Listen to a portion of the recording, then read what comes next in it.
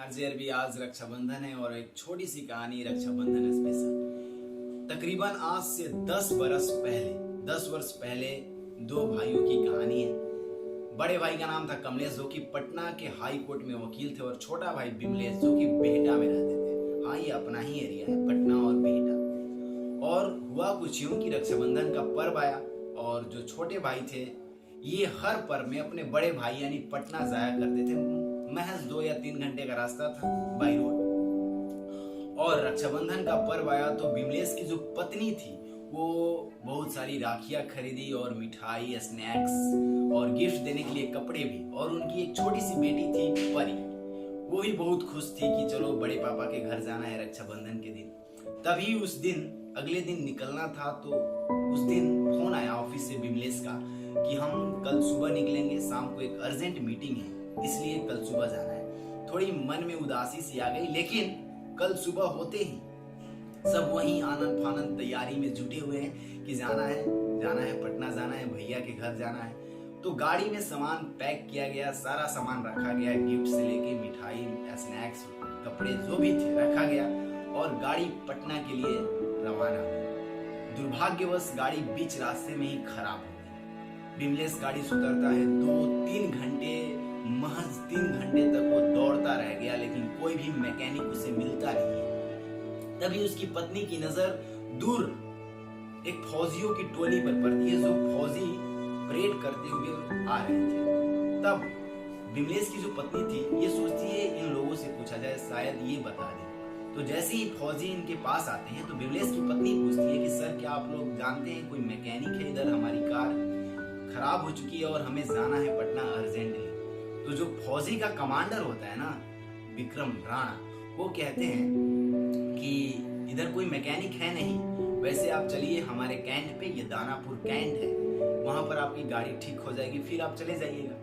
जैसे ही बिमलेश की पत्नी दानापुर कैंट में जाती है, उसकी गाड़ी को भी फौजी धक्का लगा के ले जाते हैं। और वहां का माहौल इतना शांत रहता है कि बिमलेश की पत्नी को पूछने पे मजबूर हो जाती है और कैप्टन राणा से पूछती है कि क्या सर आप लोग राखी का त्योहार नहीं मनाते, आज रक्षाबंधन है। तो कैप्टन राणा कहते हैं ऐसी कोई बात नहीं है, कुछ फौजियों के घर से राखी आई है और वो खुद से बांध लेते हैं, और कुछ के घर से आई नहीं है, वैसे ही पर्व कट जाता है, होली दिवाली जैसा। तब बिमलेश की पत्नी डरते डरते विक्रम राणा से कहती है, सर आपकी इजाजत हो तो क्या मैं इन फौजी भाइयों को राखी बांध सकती हूँ? तो कहते हैं क्यों नहीं। तभी दानापुर कैंट, जहाँ फौजियों का एक समूह रहता है, उस फील्ड में एक बहुत बड़ा टेबल लगाया गया और ये बिमलेश की पत्नी और उसकी छोटी सी बेटी परी बैठी। और जैसे ही खबर भेजा गया फौजियों के पास, फौजियों की 300 टुकड़ी वहां पर मैदान में मौजूद हो गई। बिमलेश की पत्नी बिमलेश से कहती है कि जो भी मिठाई, स्नैक्स जो भी है गाड़ी में, सारा लाओ टेबल पर। और बिमलेश की पत्नी उन फौजियों को राखी बांधती और उपहार में उन फौजियों के आंख से छलकते हुए उस प्यार को, उस प्रेम को वो ग्रहण करती है। और उस दिन जो उसे खुशी मिलता है, शायद उसे किसी भी रक्षाबंधन पर वैसी खुशी नहीं मिली थी। तो ये थी एक छोटी सी कहानी जो हमारे जीवन में बहुत बड़ी बात सिखाती है। उस दिन के बाद बिमलेश की पत्नी को वो रक्षाबंधन जिंदगी भर याद रह गया कि आज तक वैसा रक्षाबंधन कभी मना नहीं।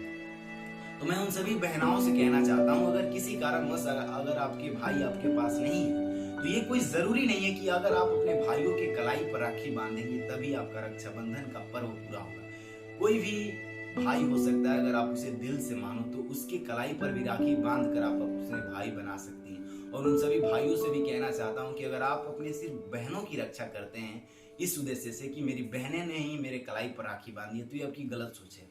आपके लिए वो सारी बहनें होनी चाहिए जिसे आप दिल से बहन मानते हैं, उन सबकी रक्षा आपका कर्तव्य है।